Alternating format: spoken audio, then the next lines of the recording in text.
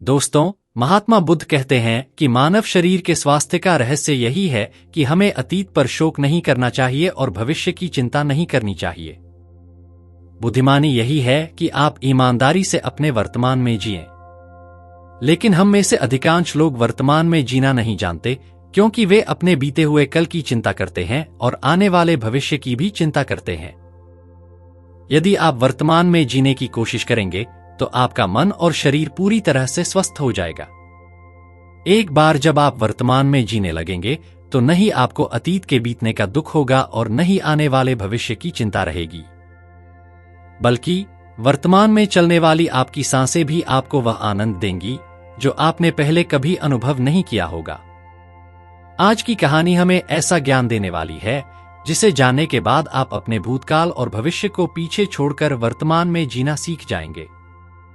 कहानी एक व्यक्ति से शुरू होती है जो अपने जीवन में बहुत दुखी और परेशान था।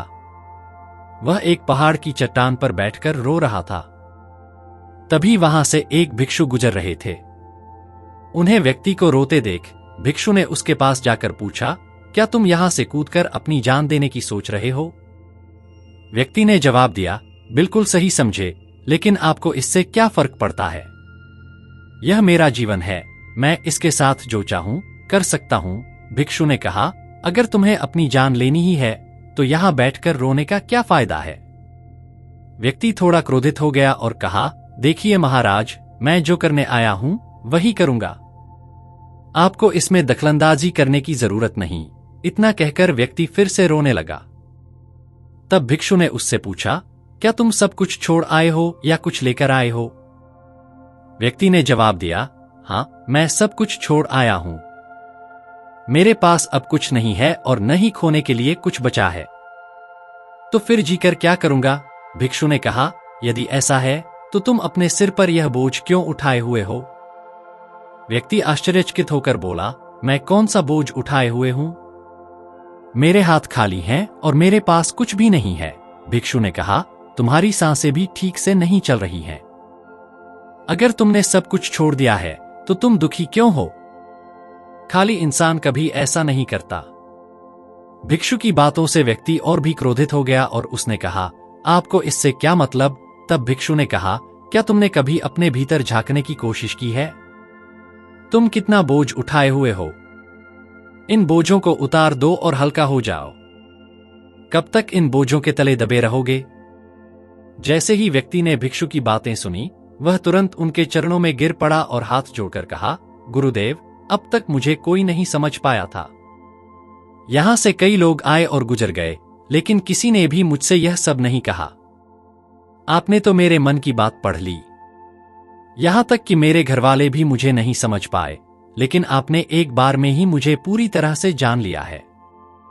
आगे वह व्यक्ति भिक्षु से कहता है, क्या आप मेरी इस समस्या का समाधान कर सकते हैं? भिक्षु ने पूछा, समस्या कहाँ है? व्यक्ति ने कहा, मेरे घर पर है। आप मेरे साथ चलिए। भिक्षु ने कहा, समस्या तुम्हारे घर पर नहीं है। व्यक्ति ने कहा, नहीं गुरुदेव, समस्या मेरे घर पर ही है। आप एक बार मेरे साथ चलकर तो देखिए। भिक्षु ने उसे समझाते हुए कहा, समस्या तुम्हारे घर पर नहीं, तुम्हारे भीतर है। क्या तुमने कभी अपने भीतर झांकने की कोशिश की है? सारी समस्याएं तुम्हारे भीतर हैं। जब तक तुम उनका समाधान नहीं करोगे, तुम्हें हर जगह हर समय समस्या ही दिखेगी। और यदि समस्या तुम्हारे घर पर है तो तुम इस पहाड़ की चट्टान पर क्या कर रहे हो? तुम तो कह रहे हो कि तुमने पीछे सब कुछ छोड़ दिया है, अपना घर, परिवार, संबंध। और यदि तुमने सब कुछ छोड़ ही दिया है तो तुम्हारी समस्या भी वहीं पर छूट गई है। फिर तुम इतनी परेशान क्यों हो? भिक्षु की बातें सुनकर व्यक्ति ने कहा, गुरुदेव, आप सही कहते हैं। मैं आपकी बातों को समझ रहा हूं। समस्या तो मेरे ही अंदर है। मैं किसी काम का नहीं हूं। जब भी कोई काम करने जाता हूं, सब बिगाड़ देता हूं। मेरे हाथों सारे काम गड़बड़ हो जाते हैं। मैंने आज तक कोई भी काम ठीक से नहीं किया। मेरी किस्मत ही खराब है। भिक्षु मुस्कुराए और बोले, अच्छा, तुम्हें लगता है कि तुम्हारी किस्मत खराब है? तो मुझे यह बताओ, किस तरह की खराबी है तुम्हारी किस्मत में? व्यक्ति ने जवाब दिया, गुरुदेव, मुझे व्यापार करना था और व्यापार के लिए धन की आवश्यकता थी। इसलिए मैंने अपने परिवार से थोड़ा धन लिया और एक अच्छा व्यापार शुरू किया। लेकिन मेरा व्यापार ज्यादा दिन तक नहीं चला। शुरू में मेरे परिवार वालों ने मेरा पूरा साथ दिया और सब कुछ ठीक चल रहा था। लेकिन धीरे धीरे मुझे नुकसान होने लगा। मेरे परिवार वाले मुझसे नाराज हो गए और मुझसे दूर चले गए। मैं चाहता था कि मैं अच्छा व्यापार करूं, अच्छा धन कमाऊं ताकि अपने परिवार को अच्छे से संभाल सकूं और उन्हें हर सुख सुविधा दे सकूं। मैं सब कुछ उनके लिए कर रहा था, लेकिन वे मुझे समझ नहीं पाए और मुझे ही जिम्मेदार ठहराते हैं। मेरे मित्र ने भी मेरे साथ व्यापार शुरू किया था, लेकिन उसका व्यापार बहुत अच्छा चल रहा है। वह हमेशा अपने व्यापार की सफलताओं के बारे में बताता है। मेरे परिवार वाले भी मुझसे कहते हैं कि देखो, तुम्हारा मित्र कितना सफल है और तुमने हमारी जमा की हुई पूंजी भी गंवा दी। व्यक्ति ने आगे कहा, मेरे परिवार वाले हमेशा मुझे यही कहते रहते हैं कि मेरे बस का कुछ नहीं है। इन तानों को सुन सुनकर मैं परेशान हो गया। मैंने कर्ज लेकर नया व्यापार शुरू किया, लेकिन वहां भी मुझे मुंह की खानी पड़ी। अब तो मेरा घर भी गिरवी पड़ा हुआ है। आप ही बताइए गुरुदेव, मैं क्या करूं? भिक्षु ने पूछा, क्या तुम्हें पता है कि तुम्हारा मित्र तुम्हारे पास क्यों आता था? व्यक्ति ने कहा, हाँ, मुझे अच्छी तरह से पता है। वह मुझे मेरे परिवार वालों के सामने नीचा दिखाने के लिए आता था। वह यह जताने आता था कि वह मुझसे व्यापार में बहुत आगे है। वह चाहता था कि मैं उसकी सफलता देखकर दुखी और परेशान रहूं। भिक्षु ने कहा, तो तुम्हें अपने मित्र की सफलता देखकर दुख होता है? व्यक्ति ने कहा, हाँ, वह बहुत अच्छा व्यापार कर रहा है और मेरा व्यापार चौपट हो गया है। यह देखकर मुझे दुख होता है। भिक्षु ने पूछा, तुम्हें दुख किस बात का था, अपनी असफलता का या फिर अपने मित्र की सफलता का?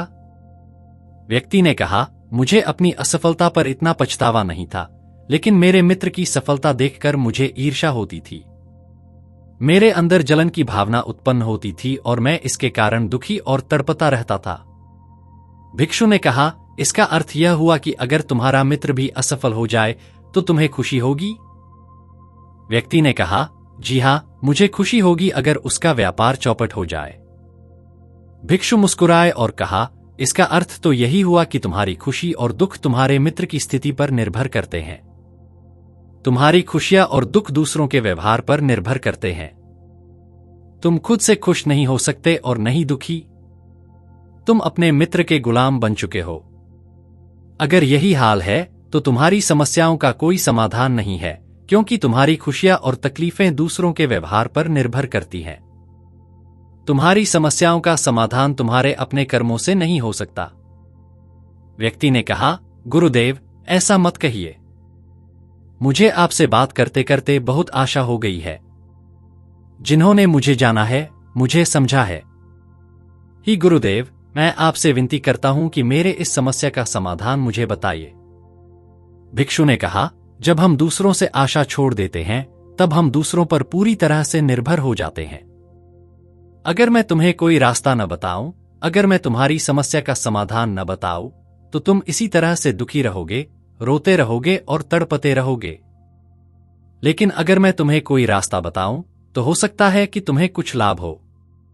एक बात हमेशा याद रखना, तुम्हारा मित्र जो तुम्हारे घर पर आता है, तुम्हें बताता है कि उसने अपने व्यापार में कैसे वृद्धि की, उसने कितनी मेहनत की।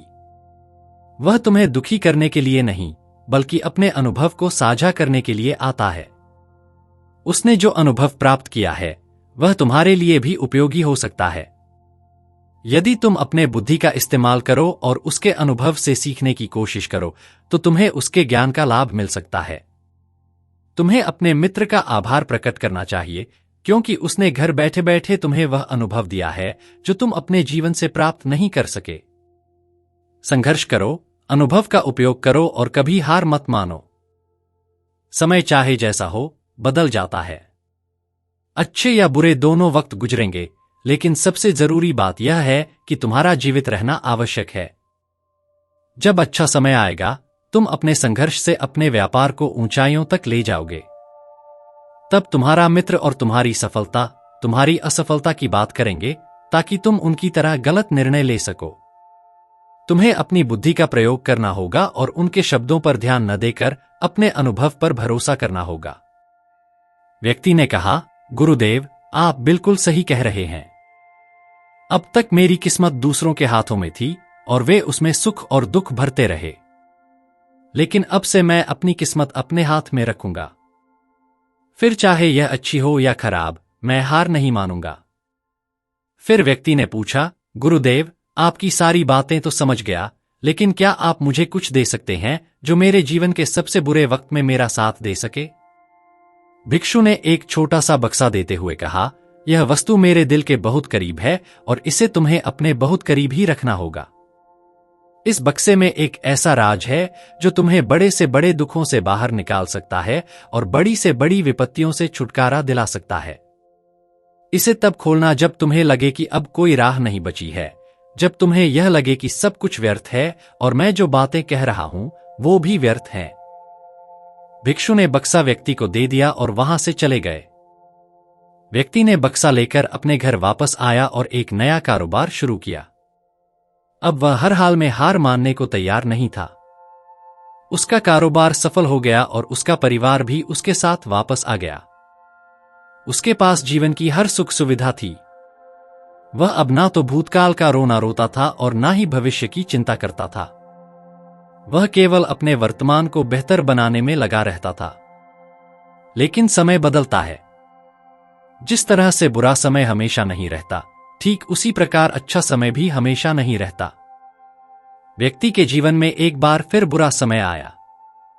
उसके राज्य पर पड़ोसी राज्य ने हमला कर दिया और पूरा राज्य तबाह हो गया। उसका व्यापार भी पूरी तरह से समाप्त हो गया और वह अपने परिवार के साथ दर दर की ठोकरें खाने लगा। उसके पास खाने पीने के पैसे भी नहीं बचे और उसके बच्चे बीमार पड़ गए। तब व्यक्ति को एहसास हुआ कि सब कुछ व्यर्थ है, जीवन जीना भी व्यर्थ है और जो बातें भिक्षु ने कही थीं वो भी व्यर्थ हैं। आज उसके पास कुछ भी नहीं बचा। वह निराश और टूट चुका था। उसने बक्से की ओर देखा जो भिक्षु ने दिया था। उसने बक्सा खोला और उसमें एक पर्ची पाई। पर्ची पर लिखा था, आपकी नई जिंदगी की शुरुआत कहीं से भी हो सकती है। आपके पास सोने का सिक्का होना जरूरी नहीं, लेकिन आपके पास हिम्मत होनी चाहिए। अगर आपके पास हिम्मत है तो आप कुछ भी कर सकते हैं।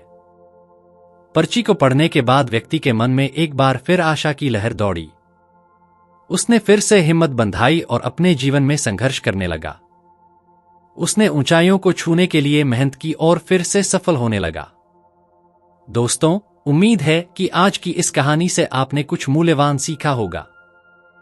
कृपया इस वीडियो को लाइक करें और अपने दोस्तों के साथ शेयर करें। मिलते हैं